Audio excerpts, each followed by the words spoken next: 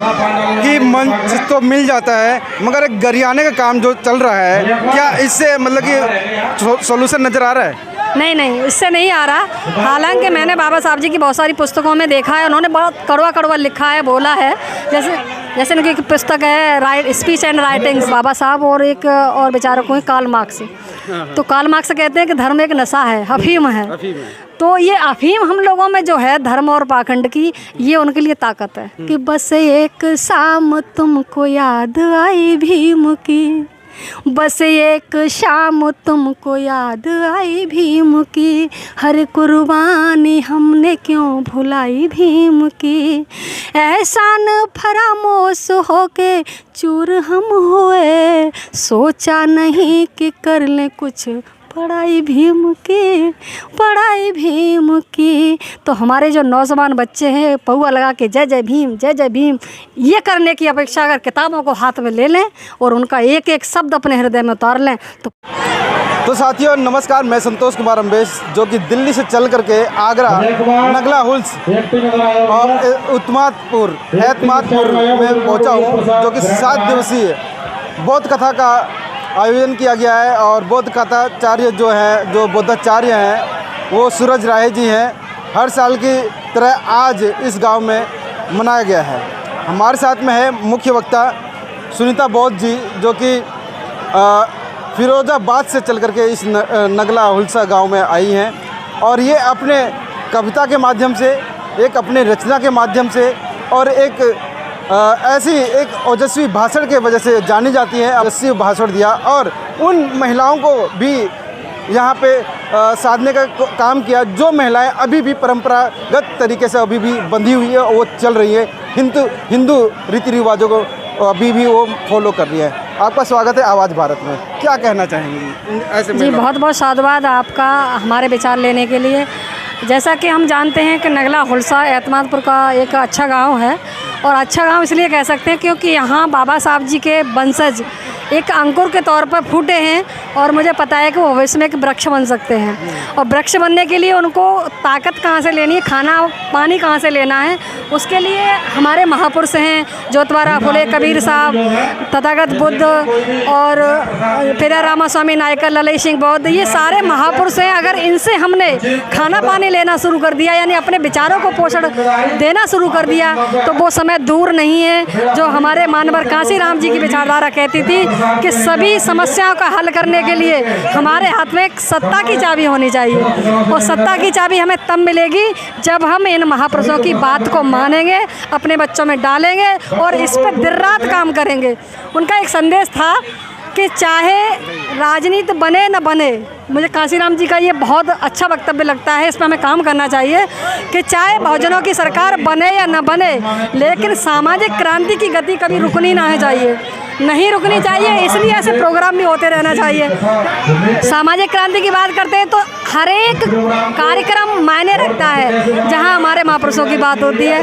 तो मैं क्या कहूं, मैं तो बाबा साहब और अपने महापुरुषों की विडंबना दिखाई देती है समाज में कि मंच तो मिल जाता है, मगर एक गरियाने का काम जो चल रहा है, क्या इससे मतलब कि सॉल्यूशन नज़र आ रहा है? नहीं नहीं, इससे नहीं आ रहा। हालांकि मैंने बाबा साहब जी की बहुत सारी पुस्तकों में देखा है, उन्होंने बहुत कड़वा कड़वा लिखा है, बोला है। जैसे उनकी एक पुस्तक है स्पीच एंड राइटिंग्स, तो उसमें मैंने उनका एक भाषण पढ़ा था। तो उसमें एक बात बाबा साहब कहते हैं कि कांटा निकालने के लिए कांटा ही लेना पड़ता है, लेकिन गरियाने वाली बात इसलिए ठीक नहीं है। बुद्ध को अगर हम फॉलो करते हैं तो उन्होंने कहा है कि अपने को बड़ा करने के लिए हमें छोटी उस रेखा को काटना नहीं है, अब उसके बगल में बड़ी रेखा खड़ी कर देनी है। तो हमें अपने महापुरुषों की विचारधारा को रखते हुए अपने लोगों को तैयार करना है। गरियाने से काम इसलिए नहीं चलेगा क्योंकि हमारे लोगों में कहते हैं ना, भरे बर्तन में जब आप कुछ चीज़ डालोगे तो वो बबल के बाहर निकल जाएगी। तो हमें पहले अंदर की सफाई करनी है, अपने लोगों की अंदर की सफाई कैसे होगी? विचारधाराओं से। जब विचारधाराओं से सफाई होगी तब हमारे महापुरुषों के विचार अंदर जाने लगेंगे। लेकिन बाहर विचार निकले नहीं पुराने रीति रिवाजों के, और हमने अपना उसमें डालना पानी शुरू कर दिया, तो क्या होगा कि वॉमिट बन के वो बाहर निकलेगा, वो उसको सहन नहीं कर पाएंगे और तुम्हारी बात को कहीं ना कहीं नेगलेक्ट कर देंगे। आज भी कहीं ना कहीं वो जातियों को लेकर के टारगेट किया जाता है और अपनी जातियों को प्रखर रूप से ऊपर बताया जाता है कि हम इस जाति से हैं जी, हम आप लोग स्वर्ण लोग हो, आप लोग ब्राह्मण लोग हो, हम ये क्या अच्छा लगता है। संविधान में तो कहीं भी जाति नहीं लिखी हुई है। बिल्कुल बिल्कुल, ये भारत एक सेकुलर देश है, कह सकते हैं कि यहाँ सभी धर्म जात समुदाय के लोग रहते हैं। आज तक इक्वलिटी के लिए लड़ाई नहीं लड़ी गई। बिल्कुल बिल्कुल, क्यों नहीं लड़ी गई? क्योंकि वो लोग अगर ऐसा करने लगेंगे, उनकी एक विचारधारा है कि उनको अगर हमने बड़ा मानना बंद कर दिया तो फिर उनका जो धर्म कंधों पर ढोया जा रहा है उसे ढोएगा कौन? हमें लोग ढोते हैं ना।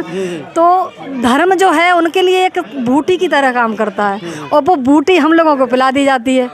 जब वो बूटी पिला दी जाती है तो फिर क्या होता है, हम जैसे कि बाबा साहब और एक और विचारक हुए कार्ल मार्क्स, तो कार्ल मार्क्स कहते हैं कि धर्म एक नशा है, अफीम है। तो ये अफीम हम लोगों में जो है धर्म और पाखंड की, ये उनके लिए ताकत है और उस ताकत का वो इस्तेमाल करते हैं, हम बरथोप देते हैं और हम अपने उसी मस्त हो जाते हैं नशे में। और वो नशा हमें यहाँ तक परेशान करता है, जैसा कि मैं देखती हूँ आए दिन हमारे महापुरुषों के जब कोई कार्यक्रम होते हैं तो हमारी नई पीढ़ी पौआ लगा के जय जय भीम, जय जय भीम, जय जय भीम, ये उस पाखंडवाद से भी ज़्यादा, उस धर्मवाद से भी ज़्यादा घातक है। तो हमें करना क्या है? सबसे पहले हमें इनके अपने नए युवाओं को इस बीमारी से बचाना है जो धर्म के अफीम से भी ज़्यादा गहरी है। बाबा साहब ने कहा था कि संगठित रहो, न कि संगठन बनाओ। आज से 35 लाख से ज़्यादा संगठन काम कर रहे हैं। बिल्कुल। तो ये भी अनुचित है। अनुचित इसलिए है क्योंकि ज़्यादातर संगठन क्या करते हैं, अपने उद्देश्य को भूल करके कहीं ना कहीं समझौता कर लेते हैं और जब समझौता कर लेते हैं तो हमारा जो उद्देश्य है वो पीछे रह जाता है और हम अपने स्वार्थ में लिप्त हो जाते हैं। होता क्या है कि हम कार्यक्रम करते हैं और कार्यक्रमों में क्या करते हैं, एक दिन पंडाल लगाएंगे, बड़ी सी तस्वीर लगाएंगे और मैं कहना चाहती हूँ कि बस एक शाम तुमको याद आई भीम की, बस एक शाम तुमको याद आई भीम की, हर कुर्बानी हमने क्यों भुलाई भीम की, एहसान फरामोश होके चूर हम हुए, सोचा नहीं कि कर लें कुछ पढ़ाई भीम की, पढ़ाई भीम की। तो हमारे जो नौजवान बच्चे हैं पौआ लगा के जय जय भीम, जय जय भीम, ये करने की अपेक्षा अगर किताबों को हाथ में ले लें और उनका एक एक शब्द अपने हृदय में उतार लें तो परिवर्तन की गति इतनी तेज चलेगी और हम हुक्मरान बनेंगे।